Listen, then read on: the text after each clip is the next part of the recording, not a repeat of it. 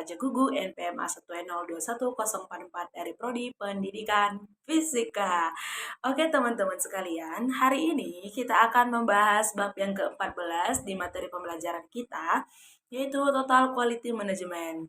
Teman-teman, tahu nggak ini adalah bab yang terakhir di materi pembelajaran kita pengelolaan pendidikan. Jadi semangat ya teman-teman. Semoga video hari ini bisa memuaskan teman-teman sekalian. Saya berharap teman-teman bisa menonton video ini dari awal hingga akhir sehingga teman-teman video ini bisa menambah wawasan teman-teman sekalian, baik itu dengan materi Total Quality Management. Oke teman-teman, tanpa berlama-lama mari kita mulai. Eits, sudah tidak sabar ya dengan materi pembelajarannya. Oke teman-teman, sebelum mulai, saya itu tidak akan pernah lupa menanya kabar-kabar teman-teman sekalian. Bagaimana kabar-kabarnya teman-teman? Semoga selalu dalam keadaan sehat ya teman-teman. Saya berdoa semoga teman-teman selalu dalam keadaan sehat dan terjauhkan dari hal-hal yang buruk. Oke teman-teman, tanpa berlama-lama kita akan mulai. Jadi teman-teman, kita akan bahas bersama-sama manajemen kurikulum. Kita mulai dari konsep dasar Total Quality Management atau disingkat dengan TQM. Jadi, Total Quality Management itu adalah suatu usaha keras yang membutuhkan kerjasama dari semua instansi pendidikan terkait perwujudan mutu dalam lembaga pendidikan atau sekolah. Jadi teman-teman, pada awalnya, Total Quality Management itu berasal dari dunia bisnis dan diterapkan khusus pada dunia perusahaan saja. Tetapi sering berjalannya waktu, Total Quality Management itu juga diterapkan dalam dunia pendidikan atau sekolah.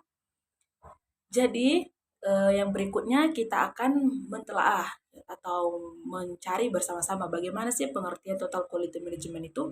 Jadi teman-teman, Total Quality Management itu adalah suatu pendekatan dalam usaha memaksimalkan daya saing melalui perbaikan secara terus-menerus. Jadi, Total Quality Management itu suatu pendekatannya dalam menjalankan usaha yang mencoba untuk memaksimalkan daya saing organisasi melalui perbaikan terus-menerus atas produk, jasa, tenaga kerja, lingkungan, dan proses. Yang berikutnya yaitu pemikir-pemikir Total Quality Management. Pemikir-pemikir Total Quality Management itu seperti yang pertama W. Edward Deming, kemudian J.M. Juran, Armand P. Feigenbaum, berikutnya Philip B. Crosby. Jadi, sukses yang telah diraih oleh para ahli dalam bidang ekonomi tersebut banyak mengilhami para ahli dalam bidang pendidikan untuk menerapkan manajemen mutu berdasarkan konsep-konsep tokoh tersebut, walaupun melalui adaptasi-adaptasi teori. Sebab, ketika teori manajemen mutu dalam bidang ekonomi diadopsi ke dalam bidang pendidikan ternyata banyak menimbulkan masalah karena adanya perbedaan karakteristik antara ekonomi industri dengan pendidikan. Hal ini menimbulkan kajian menarik di kalangan para pemikir pendidikan untuk mengkaji relevansi manajemen mutu dengan indikator-indikator mutu dalam bidang pendidikan. Atas dasar perbedaan tersebut perlu dikaji dan dirumuskan model manajemen mutu untuk lembaga-lembaga pendidikan yang sesuai dengan karakteristiknya ya teman-teman. Yang berikutnya kita akan bahas implementasi Total Quality Management di lembaga pendidikan. Jadi mutu dapat diukur dari kepuasan pelanggan atau pengguna pendidikan. Beranjak dari hal tersebut, ada beberapa hal yang harus diperhatikan dalam implementasi Total Quality Management dalam lembaga pendidikan. Yang pertama, adanya perbaikan secara terus-menerus. Jadi, perbaikan itu dilakukan senantiasa secara terus-menerus oleh pihak lembaga pendidikan ke arah peningkatan yang lebih baik. Kemudian adanya standar mutu, artinya standar itu bertujuan sebagai dasar atau landasan dalam pengembangan mutu. Dengan adanya standar, lembaga pendidikan berusaha mengembangkan lembaganya. Kemudian adanya perubahan budaya atau kultur atau change of culture. Pada tahap ini, lembaga pendidikan harus pandai-pandai memilih budaya yang baik dan tidak untuk lembaga pendidikannya. Kemudian adanya perubahan organisasi. Nah, organisasi harus diarahkan pada peningkatan mutu pendidikan. Nah, semua anggota harus aktif dalam melakukan peningkatan mutu tersebut ya teman-teman. Kemudian adanya usaha untuk mempertahankan hubungan baik dengan pelanggan. Nah, prosedur dalam mengimplementasikan Total Quality Management pada dasarnya menempuh 3 tahapan. Yang pertama, persiapan. Nah, tahap persiapan itu adalah aktivitas utama dan pertama yang harus dilaksanakan. Kemudian pengembangan sistem. Nah, pengembangan sistem di sini dapat dilakukan dengan langkah peninjauan dan pengembangan sistem yang ada melalui penyusunan dokumen sistem. Nah, dokumen sistem itu didasarkan pada kualitasnya, kemudian melakukan pelatihan, sosialisasi prosedur dan petunjuk kerja pada tim, dan melakukan penyiapan akhir baik sumber daya manusia maupun non-manusia. Kemudian implementasi sistem. Nah, implementasi sistem ini langkah yang dilakukan adalah melaksanakan uji coba sistem. Anggota tim maupun jaminan kualitas dalam lingkup tertentu berdasarkan siklusnya, teman-teman.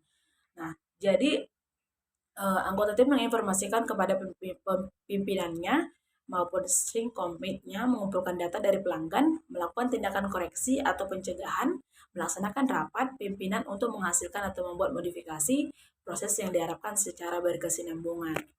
Oke teman-teman, kemudian kita akan bahas apa saja sih faktor-faktor yang mempengaruhi implementasi kurikulum.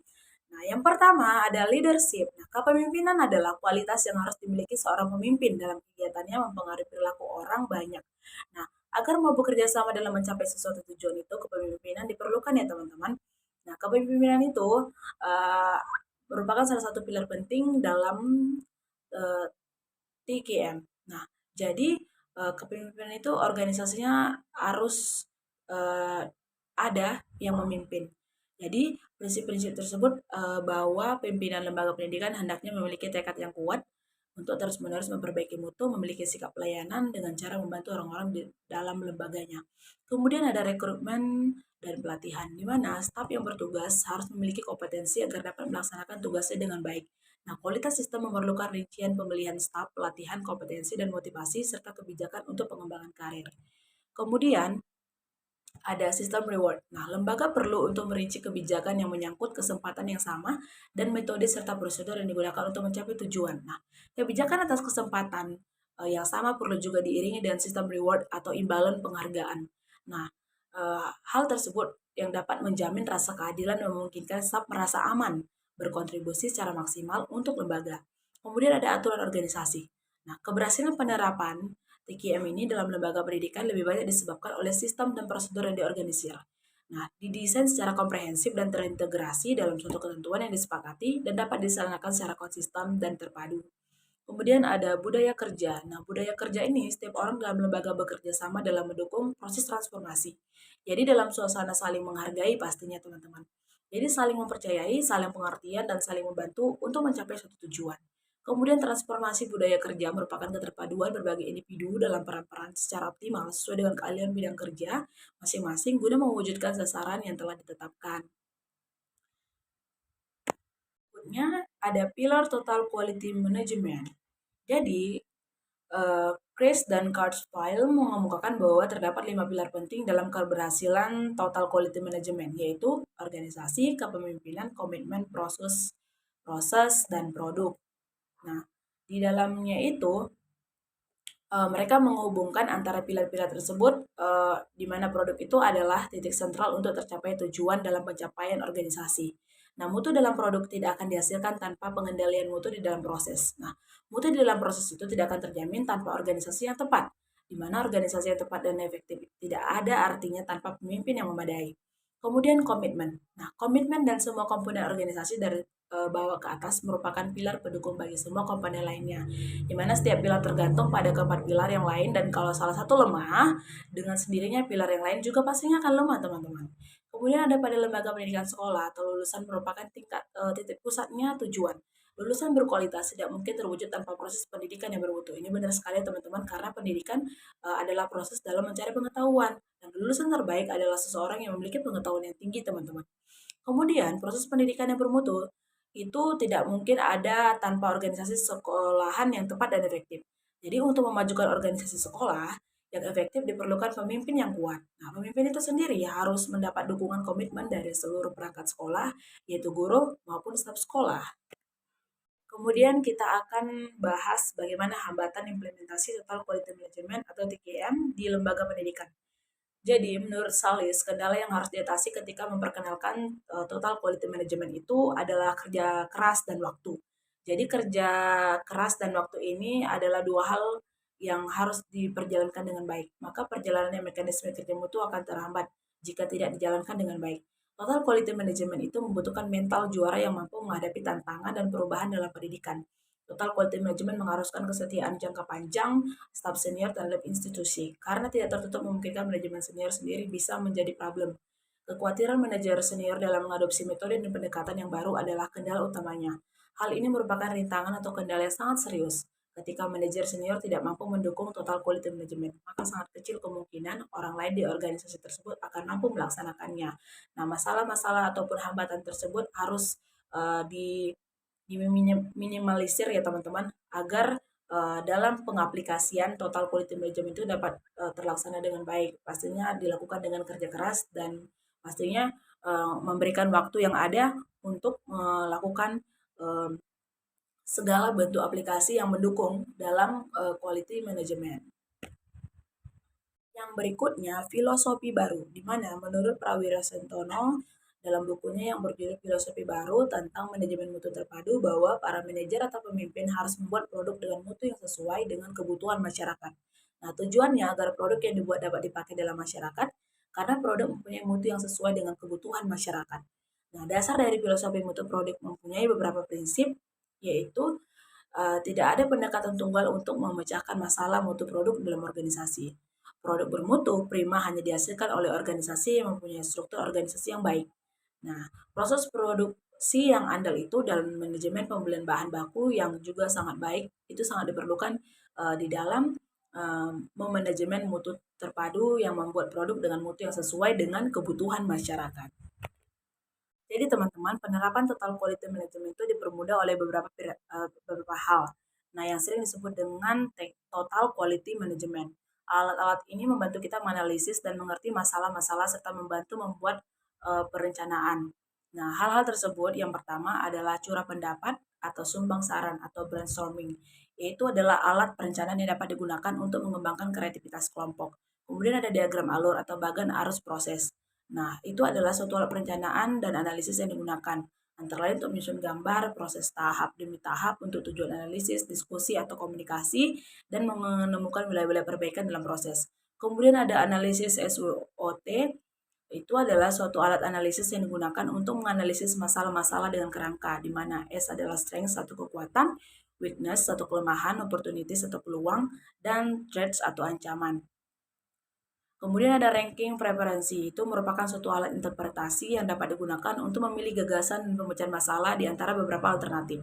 Kemudian ada analisis tulang ikan, itu juga dikenal sebagai diagram sebab akibat. Merupakan alat analisis antara lain untuk mengkategorikan beberapa sebab potensial dari suatu masalah dan menganalisis apa yang sesungguhnya terjadi dalam suatu proses. Kemudian adalah penilaian kritis. Nah, penilaian kritis itu adalah penilaian yang dilakukan secara kritis ya teman-teman. Jadi penilaian kritis itu merupakan hal yang membantu analisis yang dapat digunakan untuk memeriksakan setiap proses manufaktur. Jadi perakitan atau jasa juga masuk dalam penilaian kritis. Alat ini membantu kita untuk memikirkan apakah proses itu memang dibutuhkan, tepat, dan apakah ada alternatif yang lain dan baik. Mungkin berikutnya ada benchmarking, yaitu proses pengumpulan dan analisis data dari organisasi yang perbandingannya itu dengan keadaan dalam organisasi lain. Hasil dari proses ini akan menjadi patokan untuk memperbaiki organisasi kita secara terus-menerus. Kemudian yang terakhir yaitu ada di diagram analisa medan daya atau bidang kekuatan. Itu merupakan suatu alat analisis yang dapat digunakan antara lain untuk mengidentifikasi berbagai kendala dalam mencapai suatu sasaran dan mengidentifikasi berbagai sebab yang mungkin serta pemecahan dari suatu masalah ataupun peluangnya teman-teman. Jadi, manfaat penerapan total quality management ini adalah organisasi pendidikan akan dapat meningkatkan efisiensi, mengurangi biaya, memperbaiki moral dosen, karyawan, dan mahasiswa, meningkatkan produktivitas, mengurangi pengerjaan ulang, memperbaiki proses, mencapai kerjasama yang baik, memperbaiki komunikasi karyawan, mengurangi masalah mutu, kemudian memperbaiki kesadaran mutu, pendokumentasian sistem mutu, memperbaiki sistem mutu, memenuhi kepuasan kepuasan stakeholder itu akan menjadi lebih baik, memperbaiki keyakinan stakeholder, dan memperbaiki citra publik. Oke, baiklah teman-teman. Demikianlah video materi pembelajaran hari ini yang berisikan total quality management. Saya berharap video ini bisa memberikan manfaat yang baik bagi teman-teman dan bisa menambah wawasan teman-teman. Dan saya juga berharap lebih, semoga segala materi yang telah saya paparkan bisa teman-teman aplikasikan dalam kehidupan sehari-hari.